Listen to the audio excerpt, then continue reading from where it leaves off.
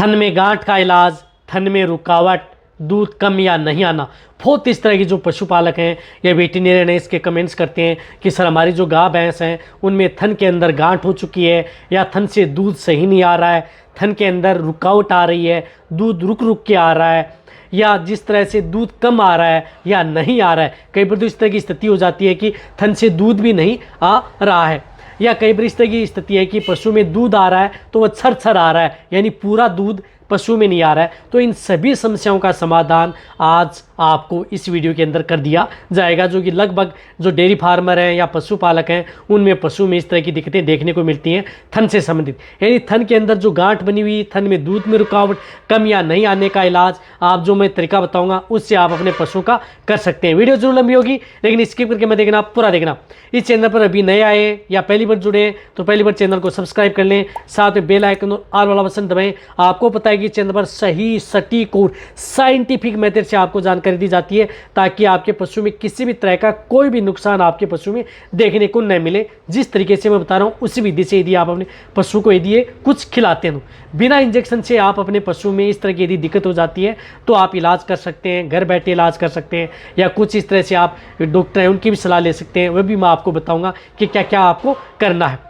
देखो यदि आपके पशु में क्या क्या दिक्कतें देखने को मिलती है, पहले तो मैं पूरा दिक्कत बता रहा हूँ कि किस किस तरह की दिक्कतें हैं, तब आप अपने पशुओं में इन सभी समस्याओं का समाधान कर सकते हैं। यदि गाय भैंस के थन में गांठ हो गई, वहाँ पर थन में यदि कोई भी ट्यूमर बन गई या कहीं पर मांस जमा हो गया, या यदि थन के जो आगे वाला हिस्सा है वहाँ पर यदि प्रॉपर नहीं खुल पा रहा है, थन से दूध नहीं आ पा रहा है, या थन में सूजन आ गई है, वहाँ पर स्वेलिंग आ गई है, या थन में दर्द यदि पशु करता है, महसूस करता है, या कई बार थन में दर्द बिल्कुल भी महसूस नहीं करता है, इस तरह की स्थिति है, थन भरा रहता है लेकिन दूध उससे आप नहीं निकाल पा रहे हैं, तो उस तरह के केस में आप इनका उपयोग कर सकते हैं। सबसे ज़्यादा अच्छा बेनिफिट देखने को मिलता है। देखो इन सभी समस्याओं के समाधान के लिए आपको करना क्या है। देखो सबसे पहले मैन ये करना है, जब भी यदि आपके पशु में इस तरह की हो जाए तो आपको एक तो वेटरनरियन की सलाह ले लेनी चाहिए। देखो इसके अंदर वेटरनरियन की सलाह लेना बहुत ज़्यादा ज़रूरी है। बाद में बताऊँगा कि उसके साथ आपको देना भी क्या है, क्या यदि आप दे करके आप उनको कंट्रोल कर सकते हैं। देखो सबसे पहले मैं आपको बताता हूँ कि जब भी यदि आपका वेटरनरियन है या सर्जन है उससे यदि आप जो टी ट्यूमर एक्सट्रेटर होता है वह तो होता है कि जब यदि पशु के थन के अंदर गांठ बन गई, खुल नहीं रही है, बहुत ज़्यादा दिक्कत यदि पशु में हो गई है तो आप इसका उपयोग कर सकते हैं। जो ये टी ट्यूमर एक्सट्रेटर होता है जिसके अंदर जो आगे के होते हैं इसके नीचे क्या होते हैं कि नुकीली नुकीली धार होती है, तो ये उन्हीं से करवाना। आपको हर वीडियो में मैं आपको बताता हूँ इस तरह की दिक्कत है, जिनको पूरा एक्सपीरियंस हो, पूरा नॉलेज हो, उन्हीं से आप जो थन की बनी हुई जो गांठें होती हैं या चर्बी उसके अंदर चढ़ गई है या उनकी जो जगह है वो रुक गई है दूध आने वाली, तो उस स्थिति में आप इसका उपयोग कर सकते हैं।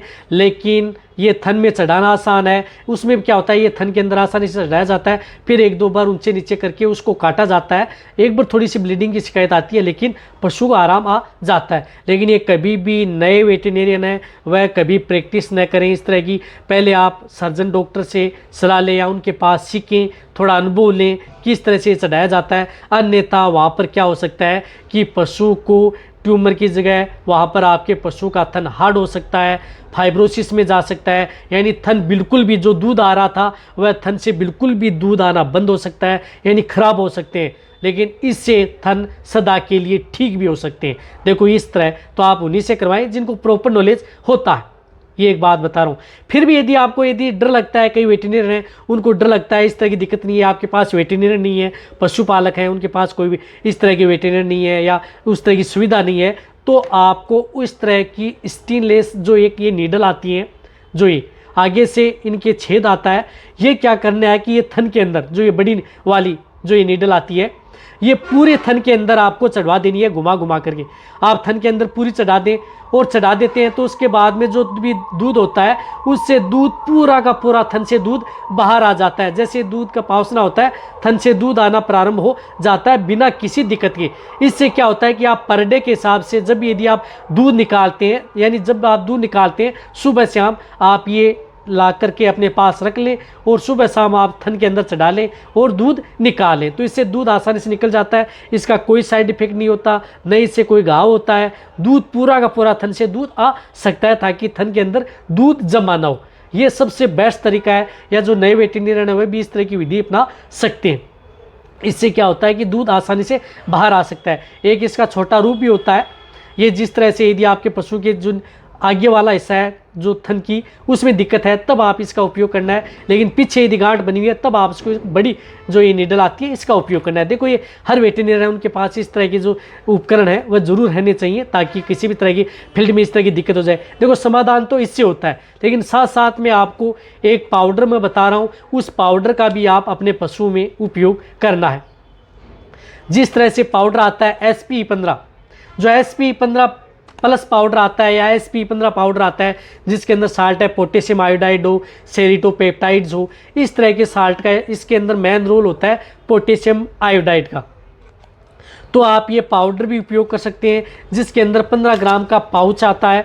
तो 15 ग्राम का एक पाउच आप उस पशु को पर डे, यानी एक पाउच आप जो भी बाट या दाना मिश्रण दे रहे हैं उसमें एक पाउच मिला दें, आप अपने पशु को खिला दें लगातार 5 दिन। ये क्या करता है कि आपके पशु के थन के अंदर जो गांठ बनी हुई है उसको पिघलाने का काम करता है, या उसकी जो बढ़ी हुई है उसकी मात्रा कम करता है, और बैटरी जेल मिलता है सूजन को रोकने का काम करता है। यानी बहुत अच्छा काम ये पाउडर है SP15 पाउडर काम करता है। तो पशु में थन के अंदर यदि गांठ हो गई है तो सपोर्ट थेरेपी के तौर पर आप SP15 प्लस पाउडर का भी उपयोग कर सकते हैं, या SP15 का भी आप उपयोग कर सकते हैं। ये पशु में किसी भी तरह की मेस्टाइटिस, फाइब्रोसिस मेस्टाइटिस या अदर कोई दिक्कत है उनसे जाने से पशु को रोकता है। सपोज करो यदि आपके पास SP15 प्लस पाउडर या SP15 पाउडर नहीं मिल पा रहा है तो उस स्थिति में आपको एक पोटेशियम आयोडाइड पाउडर आता है। जिस तरह से पोटेशियम आयोडाइड पाउडर आता है इसका उपयोग कर सकते हैं।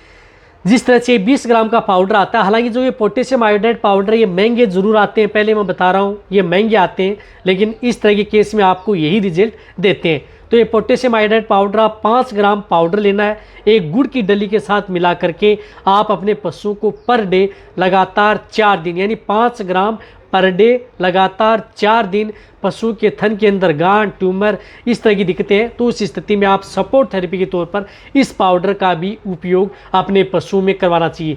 इन दोनों में से कोई भी एक पाउडर मिले तो ज़्यादा बेटर है कि यदि आपके पास SP15 मिल रहा है तो इससे बैटरी जेल मिलेगा, नहीं मिल पा रहा है तो आप अकेला पोटेशियम आयोडाइड पाउडर है वह भी आप अपने पशु को दे सकते हैं, जिससे कि आपके पशु में बैटरी जेल देखने को मिले।